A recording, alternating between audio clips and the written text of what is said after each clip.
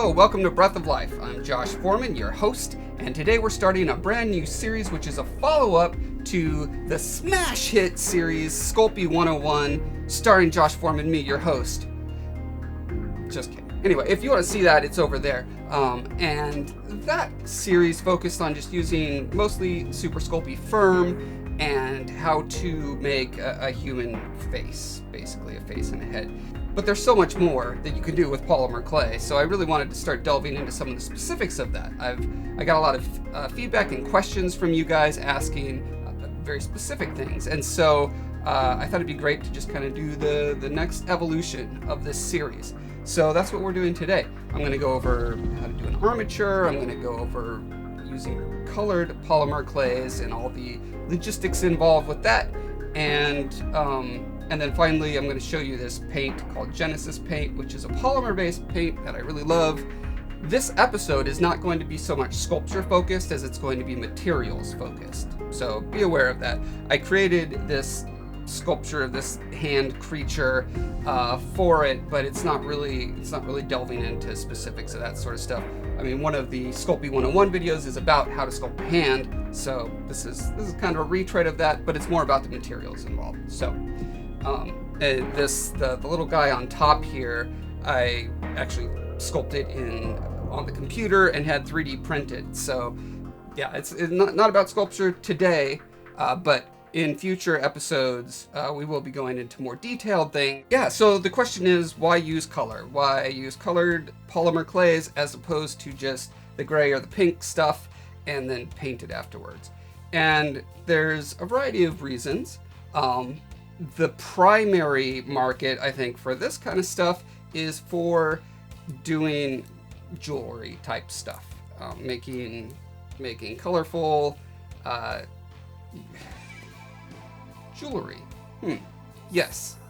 In fact, I was using this stuff back in the late 80s, early 90s, and here's a little blast from the past. My aunt just re-gifted me some earrings that I had given her back in the early 90s. You can see here, this was, I tried to make a business selling earrings and necklaces and stuff, and so this is made out of colored polymer clay. I believe it was made out of Cernit, and yeah, see, I lived in North Pole, Alaska, out of all places. What else is a boy to do in North Pole, Alaska besides make colorful Cernit clown earrings, right? Right? Yeah. So anyway, yeah, so jewelry. Let's set that aside. That's just not my passion. And there are 1 billion other YouTube tutorials about making jewelry with this stuff. I do want to point out one thing that I see a lot and it concerns me, so I just want to point this out. There are these types that are called things like gold, quote unquote, and granite. Don't use those if you're trying to be realistic. If you're trying to make a cartoon thing that is gold or granite, great. If you're trying to actually make something that's supposed to actually look like gold or granite, do not use these products. You need to rely on more sophisticated paint processes for that. I'll have future tutorials on that sort of painting process. Okay, so setting jewelry aside, another reason that people use colored Sculpey is for dolls, creating one-of-a-kind dolls or any kind of figurines. Because polymer clay can be somewhat translucent, it can give you a really fantastic skin finish, and you could mix any kind of pigment you want, from dark African to bright white Irish or whatever, and everything in between. So it's really great for that, and you can tint the color on the surface with paints, but the majority of your work, or your coloring work, can be done in the clay itself. So you can see these dolls that I did here. I just mixed the color that I wanted and then just applied little touches, little kisses of blush to the cheeks and lips and nose and that kind of thing. So that's a great use for it. So I thought, hey, let me do that for this class here. So the main reason that colored polymer clay is a little trickier to work with is because you have to pay attention not only to the added dimension of color baked into your sculpture, but there's also the logistics of handling it. You have to make sure that your hands are always free of dust and oil and pet hair and beard hair and raw sewage, anything else that could get on your fingers, you know, just all the detritus of the world. You would not believe how it just like is attracted to your fingers, and that will always get right onto your clay, and that's super obnoxious. So here are the things that I do to keep myself pure of the sinful, evil world around me. First of all, I always have on hand this spray bottle of alcohol and paper towels. So before I touch anything, I spray that, I wipe it down. Now, if you have dry skin, that's probably not going to work out well for you, but I have nice, greasy, oily Polish skin, so I can handle all the alcohol in the world. You could also use baby wipes. Pretty much any white clothy wipe is good. And also, believe it or not, this is very important, wear light colored clothing. You'd be shocked how much your brown and your black clothes just shed itty bitty little flecks of stuff, and they get right in your clay. So when I'm working with colored stuff, I wear white. Another thing I always have on hand is what I refer to as a filth ball, and this is just an extra hunk of clay, because whenever you mix the clay, you're always going to end up with extra. And this, I just touch it. I roll it in my hands, I palpate it with my fingers, and that will remove the dust that would get on your sculpture. So before I touch anything, my tools or my sculpture, I mess with the filth ball first. So you need a clean workspace, and the best thing you can have is like a ceramic tile or a sheet of glass. So in this case, I just got a piece of glass from the hardware store, just replacement window glass, and covered the edges with duct tape, and then spray it clean with alcohol, and at any time I just wipe it down and it's totally clean. So most of my tools look like I dug them out of a cat litter box, and so these are not what you want to use when working with perfectly pristine clay. So what I do is I have a separate set of tools that I just keep in its own little plastic container, and when I'm done with them, I put them back in the container, and they are just my sacred, holy tools that are only used for the pure flesh of, doing colored polymer clay. Okay, so here's some Super Sculpey, just regular Super Sculpey, and it's pretty crumbly. You could always see on every polymer clay package, there's a number. The first two numbers there indicate the year that it was made. So this was made in 2014, which makes it between 3 and 4 years old now for me. And you can see it does not bend at all, it only breaks. And so these are the different ways to condition it. You can do it with your fingers, and this will get really old really fast. So here's the next simplest technique, just a roller. You could use a rolling pin that you use for baking or any other cylindrical object, really. This also can take quite a while. And as you can see, it's still kind of crackly. Like it's going to take a lot of rolls to get that really, really nice. Okay, second option is a pasta roller. And my biggest trouble with this is keeping it clean, because there are so many cracks and crevices that colored clay gets in. So you can adjust how thick you want it. With one sheet of clay, usually around the thickest setting works. But see, you can see little bits of detritus of other clay that I've put through there. So no matter how much I clean it, I can't seem to get it clean all the way. So which leads me to the very top of the line. This is the Cadillac of clay conditioning. This is the NeverKnead. And this is a device that was, this thing's solid, let me tell you. This was invented by Deborah Ann, which I think is great. You know, we could really use more women inventors out there. I mean, can I just take an aside here real quick? just to the ladies. Guys, you just unplug the internet. I'll let you know when you can plug it back in. Okay, women, girls, ladies, look at me. You can do incredible things. You are smart, you're creative, you're intuitive, and the more incredible things that you create and put out there in the market, the better the world's gonna be. So, this is a great example. Go out and do that stuff, all right? All right, guys, you can hook your internets back up. Okay, so when you're have clay that is super old. Oh, I need to mention real quick. I did ask for one of these for review, and Deborah sent this to me. So this is a review of this product a little bit. So when you have clay that is super old, crunchy, crumbly, and it can be almost impossible to get it through a noodle McNeely, but clay, pasta roller. A pasta roller. It can be super hard to get it through a pasta roller. This thing will make short work of it. It's got an incredible lever. You can just crush anything. It's not without any problems. I'll go into that in a sec.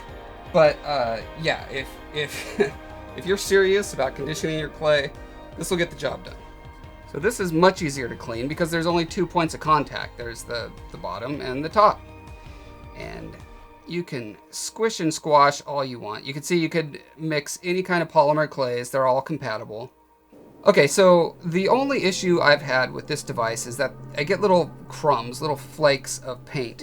And so I emailed Deborah and asked her about this, and she recommended removing the faceplate like this and cleaning off there. So you can see there's little where the paint has seeped through during manufacturing, and I think it just didn't stick perfectly well in there. So wiping that down seems to take care of the problem.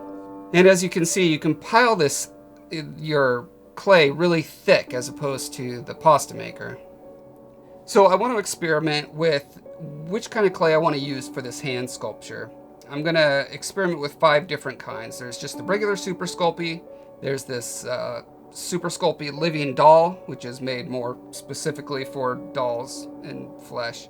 I got some sample packs. So here's Cernit Flesh, Fimo, Doll Art, and then finally I got some Pro Sculpt, Caucasian Flesh. And so I'm just going to do a quick test. I'm going to make a little sort of fingery nubbin thing out of each of these types, and I'm just putting the initials on the tip here so I can know what I'm working with. Do some kind of wrinkles, and we'll throw that in the oven and check on that later. So for the armature, you can use almost any kind of metal. I've never had any problems using copper or iron or whatever, but I like to use aluminum when I can. I've got the really thick stuff for the main part, the meaty part of the hand, and then some slightly thinner for the rest. And then it's just a matter of bending it around to get it approximately where you want it.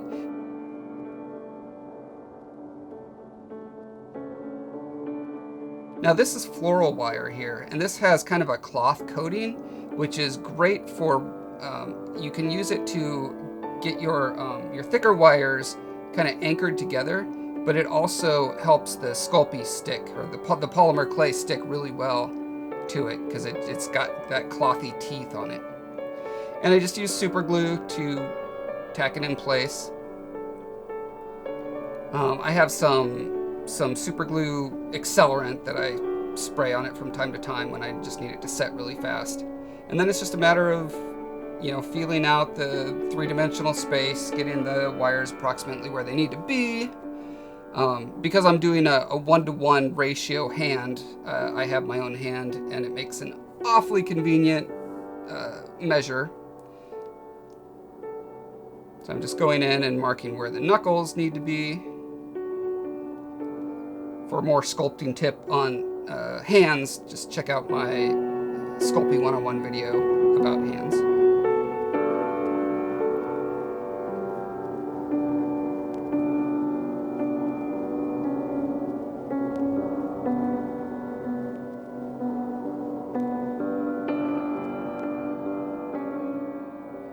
Okay, and then I'm bulking it up with aluminum foil.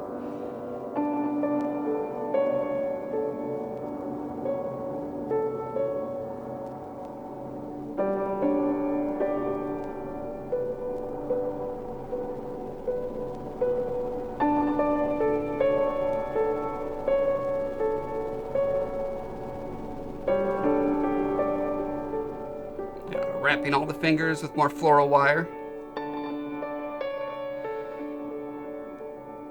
Now, in this case, I'm laying in a little piece of bone where I want there to be a gaping flesh wound here. So I wanted to get the anatomy underneath it down at first. And I'm gonna do an initial coat using just regular Super Sculpey, some of this old Sculpey that I reconditioned with the NeverKnead.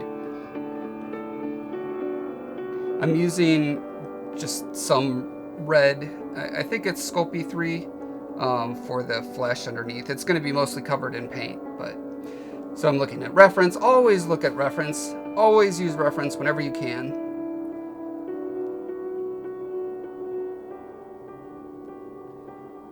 Now this illustrates one of the other issues with working with colored clay is that if you use a bright colored clay like this red, it gets a residue on your fingers and then it's going to get onto your next clay that you're working on. That's one of the reasons I have a filth ball with me. But in this case it doesn't really matter because this is all just the under skin that I'm laying in here.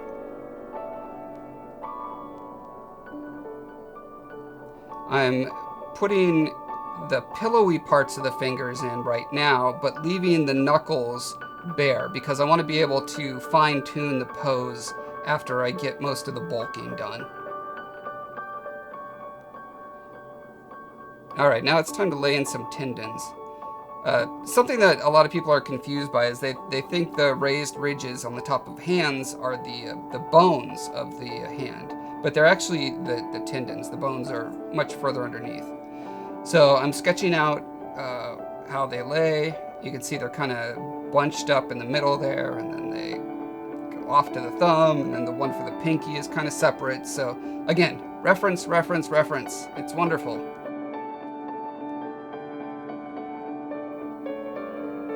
Okay, so I put the first tendon on and I saw that it kind of droops a little bit, and that's because the top of the hand isn't flat enough.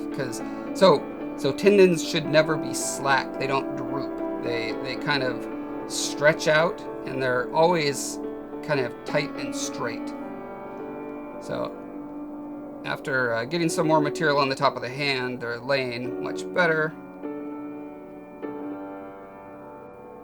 Okay, I'm using some black Super Sculpey 3, Super Sculpey 2, 3, that's what it is, for the kind of plug that goes in the stump of the arm. And yeah, because it's just one less thing to paint. I'm using colored clay anyway. So now, because I'm going to be putting another layer of polymer clay over this, I find that it's really helpful to have a texture on there. So you can use anything. You can gouge it with any tool you can want. You can use a comb. You can use just a little needle tool. I really like this little rolly guy. I have no idea what this is actually for, but I think I found it somewhere at a craft store, and it works perfect for texturing polymer clay. Okay, now I'm using this Kato transparent clay. This is liquid poly clay. And it's not actually transparent until it bakes.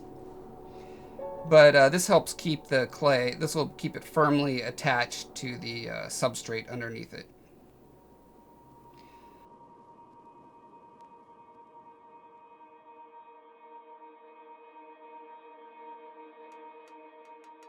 Okay, bake it for 20 minutes at 260. Now I'm sanding this stump because it's kind of a mechanical sort of part. So I'm gonna go ahead and mix up a custom batch of clay that's got a mix of different polymers.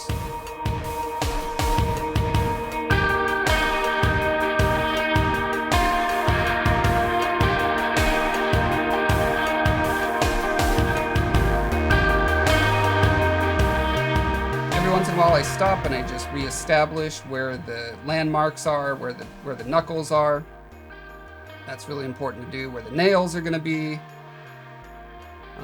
I end up moving them around back and forth a bit as I go, but this just keeps everything anchored, and I can see proportionately where things are. Now, unfortunately, I did not mix enough of the clay. So this was a mix of, I think, 3 different polymer clays, and there's no way I could recreate it. I ran out of the main one that I used. I think it was the Pro Sculpt. I mean, it really doesn't matter. Everyone has different recipes, and every clay has a slightly different, properties to it. And it's just a matter of experimenting to see what you like best. But yeah, so I really should have overshot it. I should have mixed way more than I thought that I needed to, but I didn't. So that causes me some troubles down the road. I'm going to end up using a different material for the palm of the hand because that part's going to be dirty anyway, so I don't mind if it looks a little different. Okay, so here I'm using a wire tool that I made just by bending wire and epoxying it into a tube. And that makes it faster to lay in the skin texture lines. Now they look pretty overdone, like this almost looks like reptile skin at this point, but it's a matter of going back in and smoothing it down with alcohol. And then also I have this other little rake tool that I made that adds really fine micro details.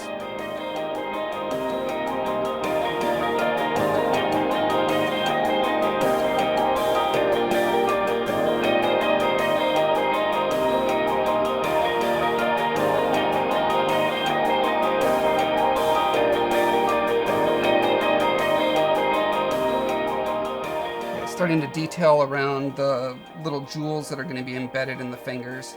In case you can't tell, the kind of story behind this piece is that this hand wizard has a gauntlet, a magical gauntlet with jewels on the fingers, and he kind of uses it like a power glove to manipulate the hand, like he puppets it that way. Okay, so for the fingertips, I just made a separate lump of Sculpey, made sure it fits them all, sculpted it, baked it. Now I'm spraying it with alcohol and just transfer it onto the fingertips, and then smooth it in with the tools.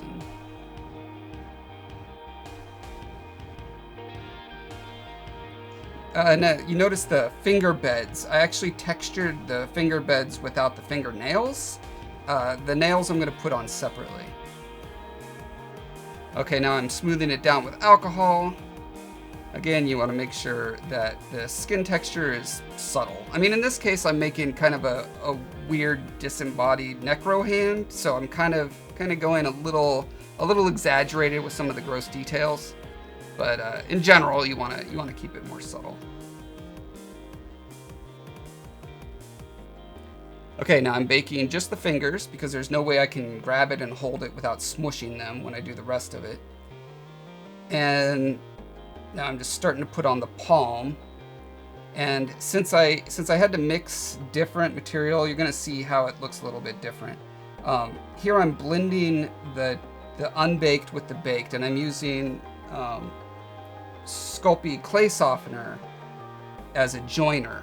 It's not super necessary, but it's helpful. It kind of softens up the baked clay and makes it bond better to the unbaked.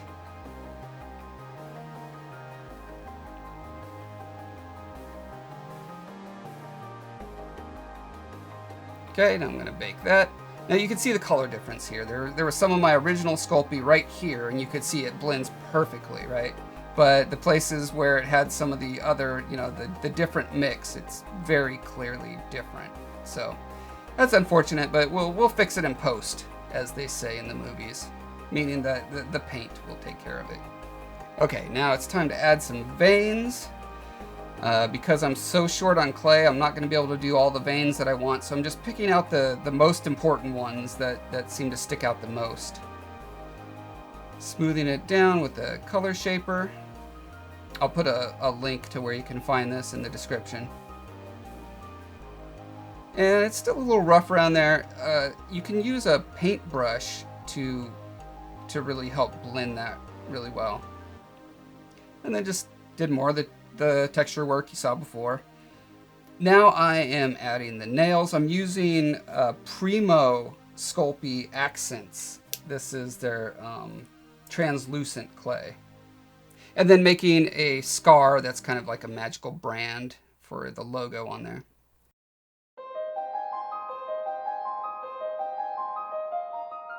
Okay, now I'm going to experiment with the different kinds of thinners that you can use for the Genesis paints. I'm going to be painting with this product called Genesis, and this is essentially polymer clay, but it's suspended thin enough to be a paint, and it works amazing with polymer clay. I mean, it bonds because it's polymer on polymer, so it's perfect. So I've got these 4 different substances, and I'm just doing a test where I'm putting a stripe of each on the different things.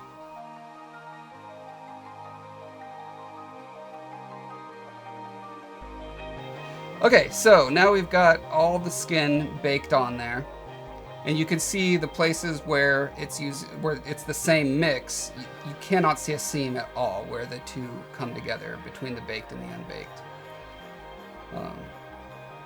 Okay, so these have baked now. Let's check them out. Here is the Genesis, and you can see it's really thick. You see the brush strokes in it because it's like a gel medium almost. And then the other stuff I used was the Sculpey softener, where I just mixed it in there, and it's almost imperceivable. You can see it leak down onto the bottom. There's a drop of it there. The Fimo liquid, that's a lot thicker stuff, but it's also very prone to dripping. So you can see where I painted it on is hardly there, but this drop down here has all the pigment, and boy, it is really strong. Like, I cannot pull this off. And then finally the mineral spirits, again, very subtle, which is good. The problem is when you have the really thin suspension is that the particulates of the pigment can kind of drip down and get consolidate into these little like crumbs of color. You can see the edge down here, like where the pigment precipitated almost. And that is not what you want. Yeah, especially here. So the last thing that I'm trying is the liquid polyclay from Kato, and unfortunately it's not transparent. Like I said before, it's not transparent out of the jar until it bakes. But to me, it's the best compromise between it's thick enough to where your color's not going to run like with the other stuff, but it's not so thick like the Genesis medium where you're going to see brush strokes left over. Okay, so I'm going to do kind of a tapping dry brushing technique. I get most of the paint off, and I'm just going to tap it around because I want kind of a mottled color. I don't want it completely covering everything.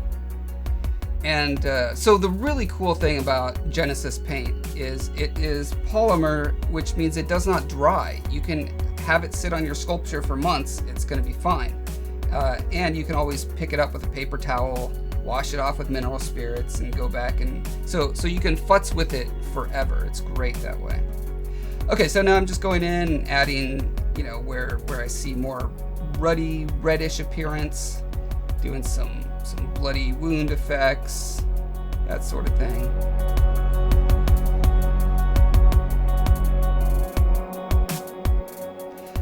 Here I'm using mineral spirits to wash off the stump where the red accidentally got up onto it.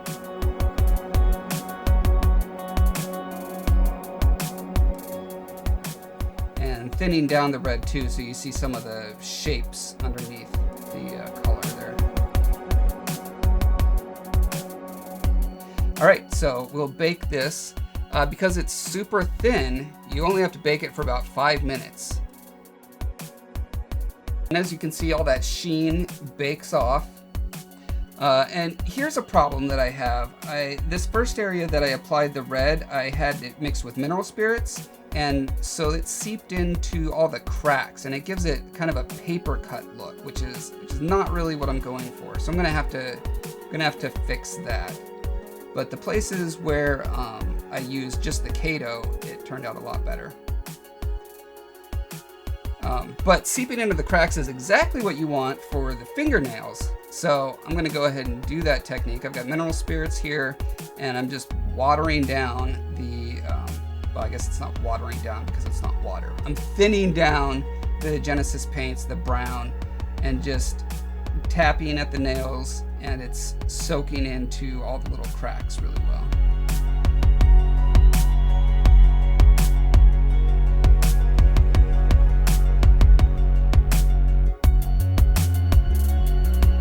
And then I'm just using a paper towel to wipe off the high surfaces, so you see just the translucent nail there.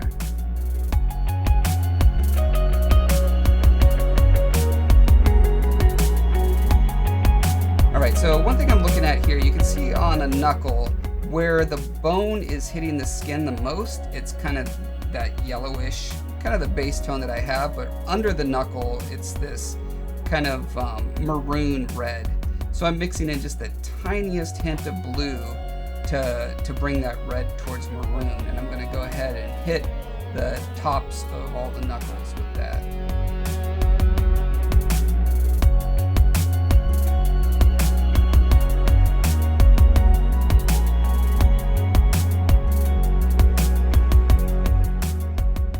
All right, now for the veins, veins, when you think of them in your mind, you kind of think purple or blue, but you gotta be really careful with that. So what I did was I started with gray, and I just slowly mixed in blue till I got this kind of slate blue look. You really want gray blue, not blue or purple. And then I just kind of really subtly apply it. I start out really subtle and add as needed. So in this case, I got a little more than I wanted, but then I can just dip the brush in the Kato liquid polyclay and thin it out as much as I need right on the surface there.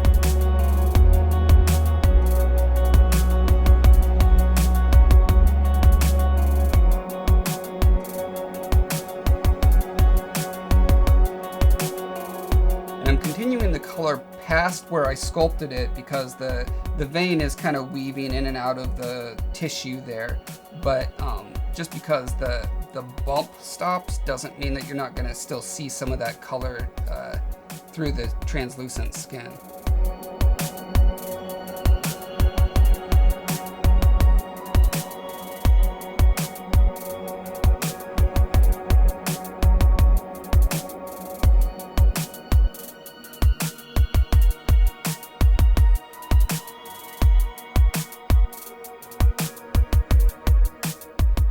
All right, and again, checking reference. So it's always great to have a reference sheet compiled before you start a project. And I'm seeing there's some veins that run down around here. I would have loved to have sculpted these in, but like I said, I ran out of the clay, so just gonna have to deal with the paint effect.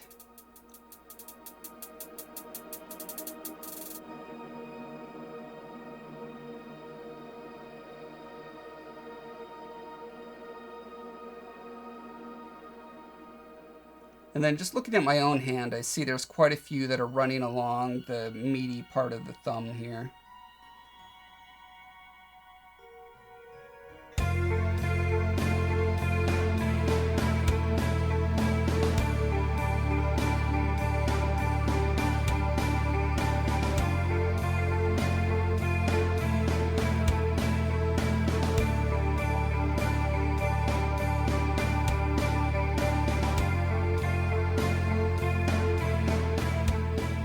All right, and I'm using just some of that same brown I used on the nails to add some freckles and moles and that kind of stuff. Again, starting really subtle and just building up.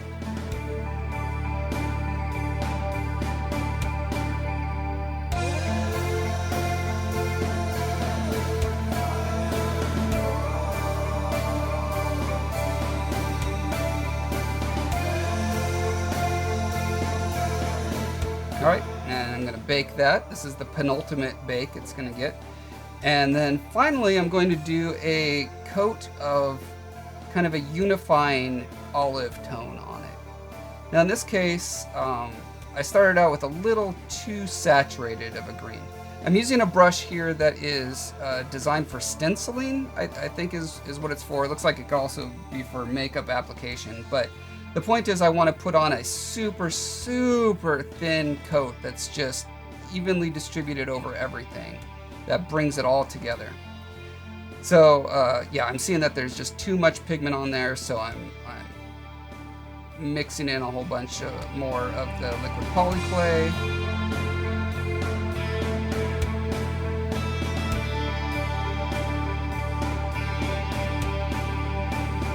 And I'm seeing it's still a little too green, so I'm dabbing most of it off with a paper towel. Again, that is the beauty of this paint, is you're free to, you know, put it on and take it off as much as you want.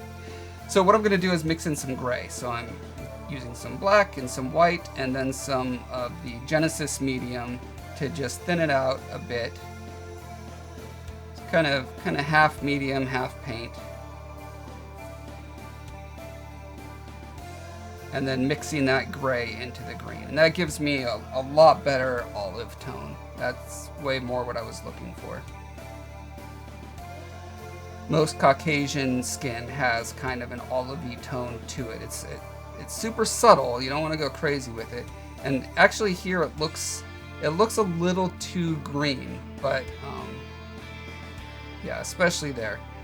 Given that this is a necrotic hand, I was okay with it as it is, but it turns out after it baked out, I think it turned out perfect. So.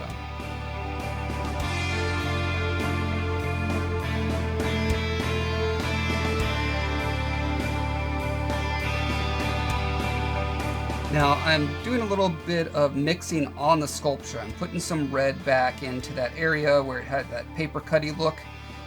Just because I want to make sure that I'm filling in that whole area with that ruddy sort of color, so that it's not only in the cracks. And now this is mixing with the olive coat that I just put on it. Getting it in some of the softer pillowy parts, the fingertips and the pillows of the fingers, the palm here. And yeah, just touching up little areas I may have missed here and there.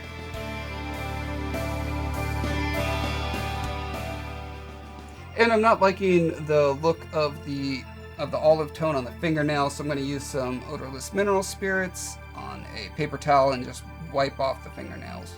And it'll keep the baked color that was on there previously, but wipe off the unbaked.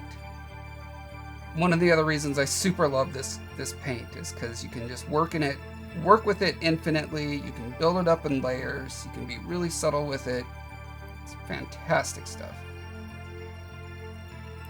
Okay, and let's bake that up and see how it looks. All right, now I'm gonna put some dirt and grime, because this thing has been trampling around fields and stuff. I want it to look like the carriage that the guy is on. It's covered with dust. So you can use powdered pastel, you can use this weathering dirt stuff, and then you just use, again, the odorless mineral spirits, and that will set it right on there. So grime tends to build up in the cracks and crevices, you know, wherever folds of the skin are, so that works really well for that. Now I wanted some muddy clumps, so I just tapped it in here, and now I'm just loading up my brush with mineral spirits and dipping it next to it, and that kind of soaks into the color and sets it there. And then just patting the dirt all around the fingertips.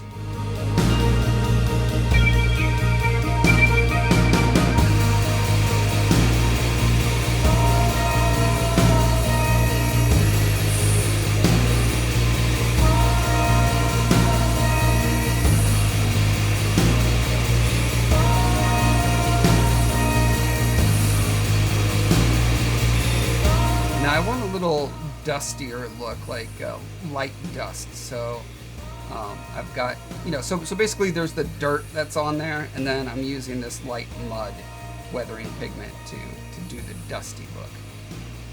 And they're going to mix together, which is totally fine. That's what would happen.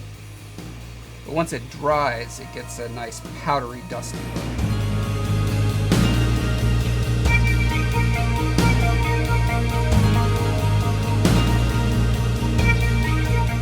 Okay, and finally for the shiny accents, I'm using glossy accents here. There's a lot of different products that you can use to add shine to your piece. I'm not particularly married to any of them. This one was just the closest at hand, so that's what I grabbed. It's just an air dry gloss. And as a final disgusting cherry on top, I am gluing individual hairs into the pores on the hand. I don't want to go too crazy and spend forever doing this, so I put on just enough that I think, I just want them to catch the light when you see the piece at certain angles. They're really long right now, but then I just go and trim them down after they're glued into place.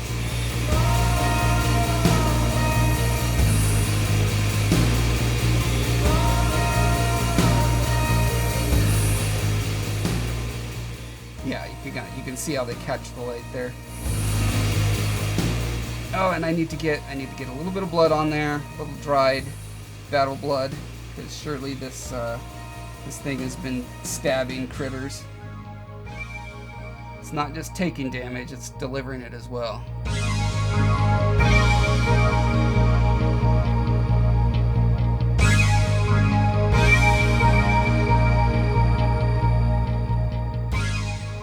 Trying to be subtle with it. Alright, we put our little hand wizard on top. He's ready to go to battle. So there you have it. Here's what I think is pretty cool skin. You know what? You guys should do all sorts of other cool stuff and, post pictures. Email them to me. Put them on my Patreon page. I think you could actually post them on the Breath of Life Art Studio Facebook page as well. That'd be really cool. I'd love to look at them there. And also, hit me up with requests for things. For example, continuing this series, I'm going to be doing one on dragons. I'm going to be doing one on... actually, I was going to do a dragon head. Doing dragons takes forever, you guys. So I think I'm going to do a dragon head. Maybe even just half a head, just... Scales, let me tell you. I should probably do one on bat wings. That could work for bats and demons and dragons and all that kind of stuff. And I want to do one on teeth and the inside of mouths. And so I've got all sorts of ideas I'm going to be doing, but I'd love to hear from you guys what you would like to see as well. Okay, so now it is mail time. I just got a letter. Okay, so this is from Andy Garrett. He says, thank you for showing the experimental side of art. Failure and mistakes are part of this experience, and others need to know that it's okay to mess up. Yes, it is. Especially because these unexpected outcomes might just be what is needed for a different project. Yeah, this has happened to me several times, where I'm trying to do one very specific thing, I completely screw it up, but it makes some other very specific thing that I can use later. Tony Dayton says, okay, now, previously what I've been trying to do is read one positive and then one negative, but I've kind of run out of negatives, so if you guys could complain a little bit more, that'd be great. Yeah, so while it's not negative, it's, the way it's phrased is so peculiar that I just have to read it. It's wonderful. This is, Tony Dayton. I have to read this in a British accent because it sounds like Shakespeare. Okay. It is positive, even if it accumulates in a negative result, as the experience itself is of value. You know not the possibility of the conclusion, hence the outcome of this experiment might have resulted in a serendipitous event in which you may have been well pleased. Unfortunately, in this instance, it was not to be. But inasmuch as the effort was for naught, still you have learned a new technique which may become fortuitous in another future project. Every attempt is an opportunity to gain greater craftsmanship. Very well done. To you too. Thank you for that letter, Tony. Let's see. And then, Cow's Skeptic.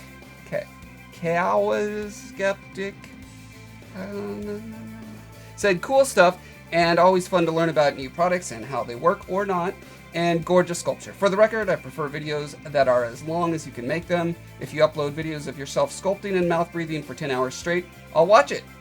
Let me, or let the people who are too impatient to watch fast forward. So, hey, you guys are all in luck because I've been streaming a couple times a week, and that is pretty much me sculpting and mouth breathing for 10 hours straight between these tutorial videos. If you want to be alerted when those go live, click the bell button and you can participate in our wonderful conversations. That would be super cool. Oh, speaking of the bell button and other things, was that a segue? That's a segue. Okay, so speaking of awkward segues, here's the next thing that I want to talk about real quick, which is I've been getting a lot of requests for critique and help with sculptures, which I totally love. This is my passion. This is what I love doing. It's why I have this channel. It's just the channel has grown enough to the point where the amount of requests for critiques has got to the point where it's starting to compete with other activities that I should be doing in life. You know, like a job and a family and making tutorials and stuff like that. So, but I have a pathological urge to help people when they ask for help. So here's my compromise.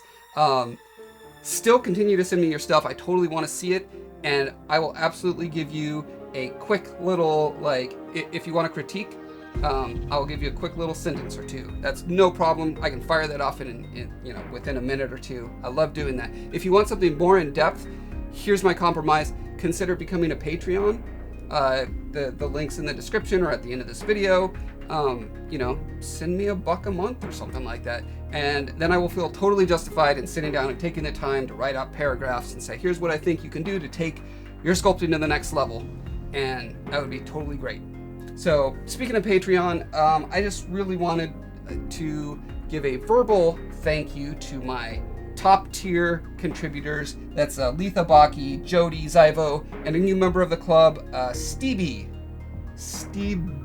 with a B, because it's awesome. So thanks, guys. And also a very special thank you for a tip. Someone just gave me a tip through PayPal for $20. That was from Kevin O'Mara. So thank you, Kevin. It's super awesome. Thank you, guys. All that money is going right into cameras that I really can't afford, but I can say, hey, within a year and a half, it'll be paid for, right? So it's all good. It's all good. Thank you, guys. Send me your requests for what you want to see in upcoming intermediate polymer clay classes, and I will throw them on the list, and it'll be great. It'll be good. It'll be good. Okay, so thank you all, guys, and I'll see you next time. Bye.